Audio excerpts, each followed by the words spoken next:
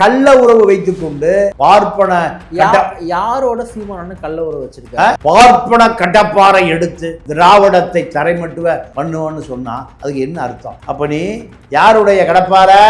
பார்ப்பன கடப்பாறை முடிஞ்சு போச்சு. பார்ப்பனர்களும் தமிழர்கள் தானே.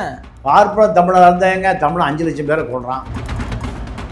தமிழ் தேசியம்லாம் விட்டு எல்லாம் போயிட்டான். மிஞ்சி இருந்த ஏகலைவனும் நம்ம களஞ்சியமும் கூட இது இனி சேரவே சேராது. இதே ரொம்ப லேட்டான முடிவு. வியாபாரமே வேண்டான்னு தனி மனித உறவு ஆடக்கூடாதா? எதிர்கட்சி இல்லைங்க. அதாவது எந்த அரபும் யூதனும் கை கொடுத்ததாக உலக வரலாற்றில் எந்த பக்கத்துலையுமே இல்லை. இந்த விமர்சனம் வைக்கிறீங்களா சீமான் அவர்கள் மீது? இந்த விமர்சனங்கள்லாம் வைக்கும் பொழுதுமே கூட அவருக்கு அந்த இப்போ 8% 4% வந்து போயிடுச்சு வாக்கு. ஆனாலுமே 20 லட்சம் பேர் ஓட்டு போட்டிருக்காங்கல்ல. இந்த அடுத்த தேர்தலில் 2 லட்சம் பேர் போடுவோம். அவ்வளோ கழுத தேஞ்சு நீங்கள் அப்படி தான் அங்கே திமுக இருந்த உயரம், வைகோ இருந்த உயரம், இப்படி பல பேருக்கு பல உயரம் கிடைச்சிது. இல்லை, நீங்கள் ஒரு வார்த்தை சொன்னீங்க, கள்ள உறவு வச்சுதான்னு சொன்னீங்க. திமுக கிட்டே பாஜக கிட்டே அதையா சொல்ல மாட்டீங்க? பாஜக டெல்லி உறவு, லோக்கல் விஜய் எதிர்ப்பதற்கு திமுக உறவு. இந்த இடைத்தேர்தலில் ஒரு பொது வேட்பாளராக அறிவிக்கப்பட பொது வேட்பாளர்லாம் கிடையாது. திமுக வேட்பாளர் சொல்லு. திமுக பொது வேட்பாளரா? புதுனா எல்லா கட்சியும் சேர்ந்து அவரை அப்படிலாம் இல்லை. அவர் திமுக வேட்பாளர். உதயநிதி தனியாக சட்டசபையில் விஜய் எதிர்க்கிறதுக்கு முடியல. அதனால் அண்ணன் சீமானோடு போய் எதிர்க்கணும்னு நினைக்கிறார். அதுக்காகத்தான் அவரை அம்பாசமுத்திரத்தில் நிறுத்தி கூட்டிகிட்டு போகணும்னு விரும்புகிறார். அதற்காக அதுக்கு உடன்படுவார் யார்? சீமான். அவரை எதுக்கு வேண்டுமானாலும் உடன்படுவார். சாத்தாங்குளத்தில் ஒரு பத்திரம் எனக்கு 2 நாள் வந்துடும். சீமானுடைய மனைவி கயல்வெளியினுடைய சகோதரி பேரில் 60 ஏக்கரை கிரயமாகி இருப்பதாக எனக்கு தகவல் வந்துருக்கு. டாக்குமெண்ட் எல்லாம் பேச முடியாதப்ப டாக்குமெண்ட்டை கொடுன்னு இருக்கேன், எடுத்து வச்சிருக்காங்க, வந்துடும். யூடியூப்ல நல்லா சம்பாதிக்க. அதாங்க, அதாவது நான் ஒன்றுமே சொல்லலைங்க. அவர் ஒரு டாக்குமெண்ட் அனுப்புங்கப்பா, ஆதாரம் இல்லாமல் என்னால் பேச முடியாதுன்னு சொல்லியிருக்கேன். 2 டாக்குமெண்ட் வந்த பிறகு மாதம் 10 லட்ச ரூபா வேலு கொடுக்குறாரு. இதுக்கு ஆதாரம் இருக்கு. ஆதாரம் இருக்கான்னு சார், நீங்கள் 1 லட்ச ரூபா ஷூ போட்டீங்கன்னா நான் ஆதாரத்தை கண்டுபிடிச்சிருக்கேன். இப்போ அண்ணன் திருமா கூட இத்தனை ஆண்டு காலம் சமரசம் செய்து கொள்ளாத ஒரு போர்ப்படை தளபதி அங்கே சுக்லாம் மரதம் ஓம் சுக்லாம் ஓத ஆரம்பிச்சிட்டாரு. காரணம் சார், அதுல என்ன இருக்குட்டுங்க போடலையா? இல்ல ஏங்க, ஆமா ஆமா ஆமா, கருணாநிதிக்காக தான். கனிமொழியின் மகள், கனிமொழியின் தாயார் தர்மாம்பாள். எனக்கு அவளுக்கு சம்பந்தமே இல்லை. இதுதான். இன்னமும் ஷானவாஸ் வந்து திமுகவுக்கு ஆதரவாக பேசுறாரு. அதை எப்படி எடுத்துக்கிட்டு நம்ம? திமுக தான் அவரை இயக்குது. திமுக விசுவாசமாக இருப்பதாக காட்டி கொண்டால்தான் ஷானவாஸுக்கு எதிர்காலமே இருக்கு. அவரை பொறுத்த வரைக்கும். வாய்ஸ் ஆஃப் தன்னுடைய பார்வையாளர்களுக்கு வணக்கம். இன்றைக்கு சிறப்பு நேர்காணலில் நம்முடைய இணைந்திருப்பவர் மூத்த பத்திரிகையாளர் திரு தமிழா பாண்டியன் அவர்கள். சார் வணக்கம். வணக்கம். நேற்று சீமான் அவர்கள் பார்த்தீங்கன்னா அவர் கட்சியிலிருந்து ஒரு நபரை வந்து வெளியேற்றுறாரு. அதுக்கு முன்னாடி அந்த கட்சியில் நிறைய பேர்லாம் வெளியேறாங்க. எனக்கு என்னன்னா, இப்போ சீமான் அண்ணன் வந்து நிறைய மேடைகள் பகிர்ந்து கொள்றது பார்த்தீங்கன்னா, உதாரணத்துக்கு நைரா நாகேந்திரன் சீமான் அண்ணன் புகழ்றாரு. இவரும் சிரிக்கிறாரு, நம்மளாம் ஒன்றா இருக்கணும்னு சொல்கிறாங்க. அந்த பக்கம் உதயநிதி உறவாடுறாரு. இதெல்லாம் தனி மனித உறவு என்பது வேற. அவர் எப்படி பண்ணிக்கிட்டோம். ஆனால் அவங்க கட்சியிலே அது வந்து பிடிக்காம இருக்குது. அதை எப்படி பார்க்குறீங்க நீங்கள்? அவரும் ஒரு கட்சி தலைவராக இருப்பார். வைகோ ஒரு தலைவர், டிடிவி ஒரு தலைவர், சசிகலா ஒரு தலைவர்.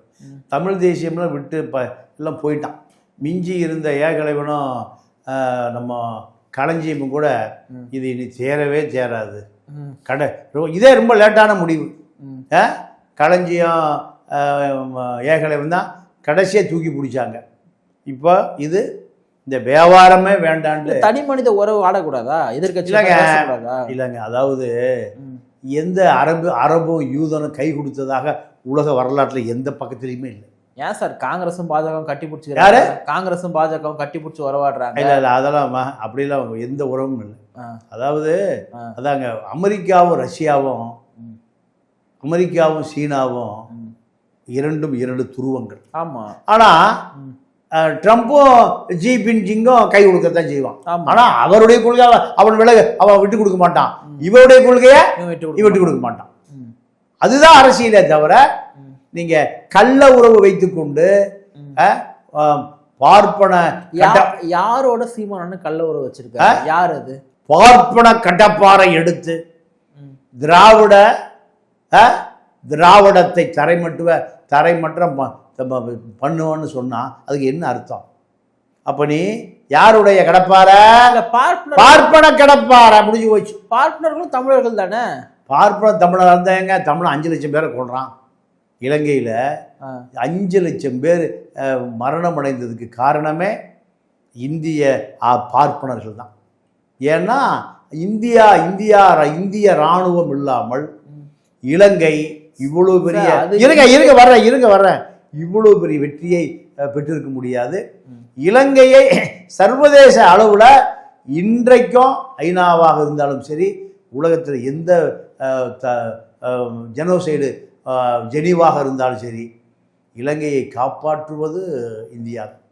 அப்போது உங்களுக்கு ஒரு உதாரணம் சொல்கிறேன். 89, 91 திமுக ஆட்சி. வீரமணி அப்போ ஜெயலலிதா கூட நெருக்கமாக இருந்தார். ஏன்னா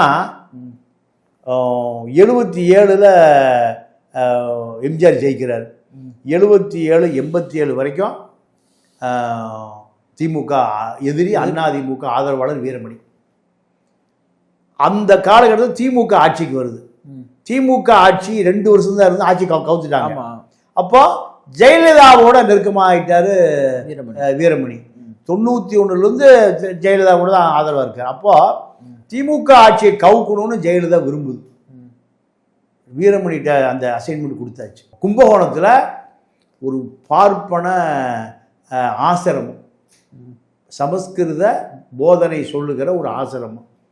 ஒரு 10-12 வயசு குழந்தைகளிலிருந்து அந்த சமஸ்கிருத ஸ்லோகங்கள் சொல்லி கொடுப்பாங்க. ஒரு 10 கருப்பு சட்டையை விட்டு பூநூலை அக்கிறார். யார்? வீரமணி. அப்போ பட்டுக்கோட்டை ஐயர் வெங்கட்ராமன் ஜனாதிபதி.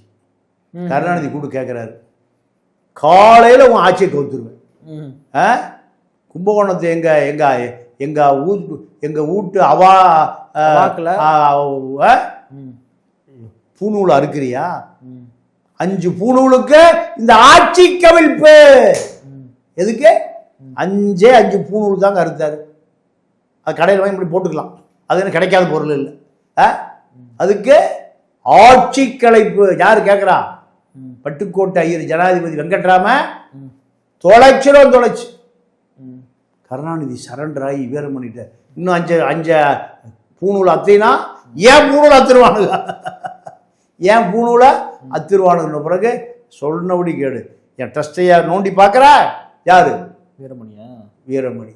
அதோட கருணாநிதி யார்கிட்ட சரண்டர் ஆனார்? வீரமணிகிட்ட சரண்டர். ஜெயலலிதா சந்தோஷம். ஜெயலலிதா 97 முதலமைச்சரான பிறகு ஜெயலலிதா போன முதல் இடம் இது பெரியார் திருடர். வீரமணி என்ன பட்டம் கொடுத்தாரு? சமூக நீதி. இந்த வரலாறுலாம் தெரிஞ்சுங்க. அப்போ பார்ப்பனர்கள் தமிழர்களே அல்ல. பார்ப்பனர்கள் தாய்மொழி சமஸ்கிருதம். சமஸ்கிருதத்துக்கு 360 கோடி ஒதுக்குறான். 3600 கோடி ஒதுக்குறான். தமிழ்நாட்டில் தமிழ் மத்திய கல்வி பட்டியலில் போயிடுச்சு டெல்லியில். இவன் என்ன படிக்கணும்னு அவன் தான் முடிவு பண்ணுவான். இதுதான் பார்ப்பன அரசியல், ஆர்எஸ்எஸ் அரசியல், சங் பரிவார் அரசியல். இதுதான் அரசியல். இப்போ அண்ணன் திருமா கூட இத்தனை ஆண்டு காலம் நீங்கள் எங்கே வரீங்கன்னு தெரியும் சமரசம் செய்து கொள்ளாத ஒரு போர்ப்படை தளபதி அங்கே சுக்லாம் மரதம் ஓம் சுக்லாம் ஓத ஆரம்பிச்சிட்டாரு. காரணம் சார் அதுல என்ன இருக்குதுங்க, அதாவது கொள்கைகளில் சமரசம் செய்து கொள்ளாவிட்டால் இல்ல ஏங்க.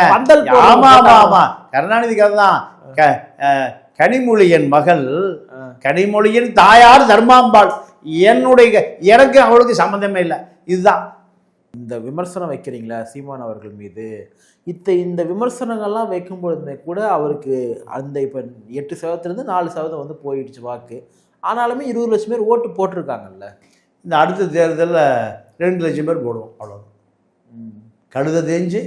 நீங்கள் அப்படி தான் இங்கே திமுக இருந்த உயரம், வைகோ இருந்த உயரம், இப்படி பல பேருக்கு பல உயரம் கிடைச்சிது. இல்லை நீங்கள் ஒரு வார்த்தை சொன்னீங்க, கள்ள உறவுன்னு சொல்லிட்டு. கள்ள உறவு வச்சுதான்னு சொன்னீங்க. திமுக கிட்டே பாஜக கிட்டே அதையா சொல்ல மாட்டீங்க? இல்லை அவர் பாஜக டெல்லி உறவு, அந்நிய செலாவணி காப்பாற்றுறதுக்கு டெல்லி உறவு, லோக்கலில் விஜய் எதிர்ப்பதற்கு திமுக உறவு.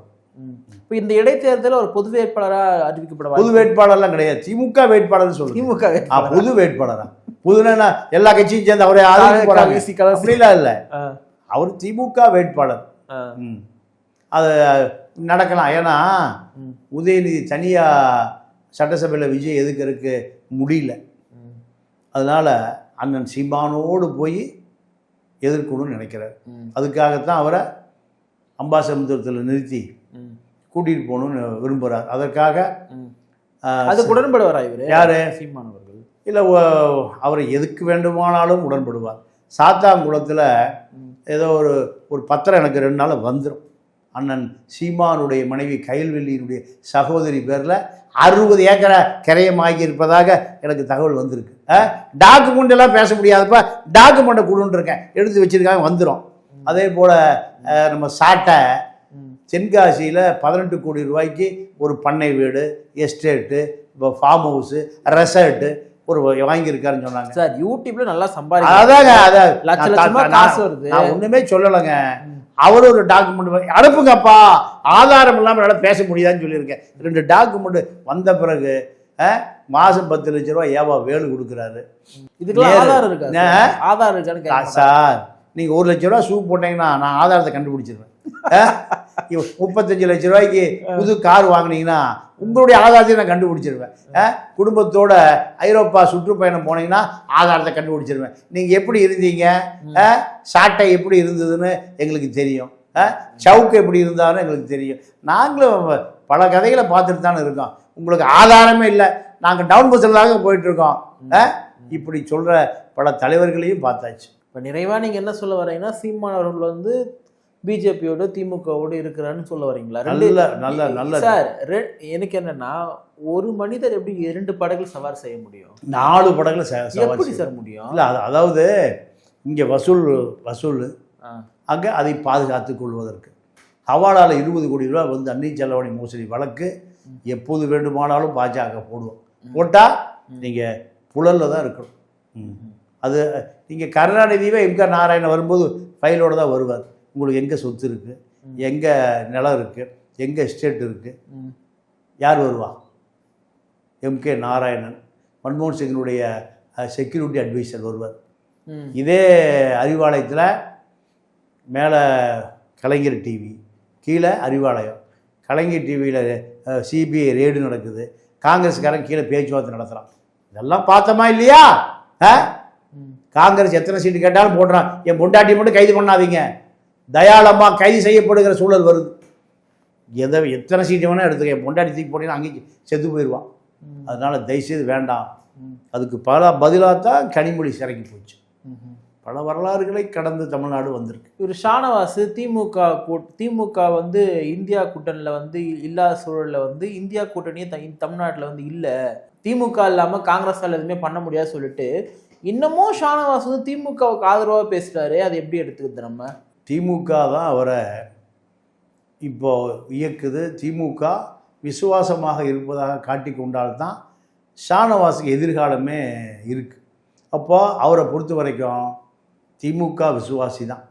திமுக விசுவாசி என்பதை மீண்டும் மீண்டும் நிரூபிக்க வேண்டிய தேவைக்கு அவர் தள்ளப்பட்டது. இந்தியா கூட்டணியை வந்து காங்கிரஸ் திமுக இருந்தால் தான் இருக்குன்னு சொல்லிட்டு இவர் எப்படி சொல்ல முடியும்னு சொல்லி இவங்க இப்போ தாவேகா வீட்டில் இருக்கிறாங்க.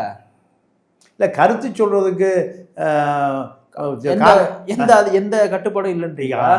அதனால அவர் கருத்து சொல்லுவது என்பது அவருடைய கருத்து. இப்போ நேற்று கேட்டால் திருமாவளவன் சொல்லுவார், இது ஏன் கருத்தில் என்றுவார். இப்போ நேற்று திருமணம் தலைமையில் ஒரு ஆர்ப்பாட்டம், இவர் அங்கேயும் வந்து கலந்துக்கல ஷானவாஸ்.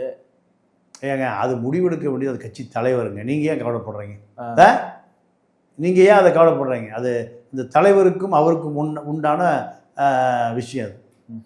ஓகே, நிகழ்ச்சியில் பங்கேற்று பல்வேறு கருத்தில் பகிர்ந்து நிற்கிறேன். நன்றி, வணக்கம்.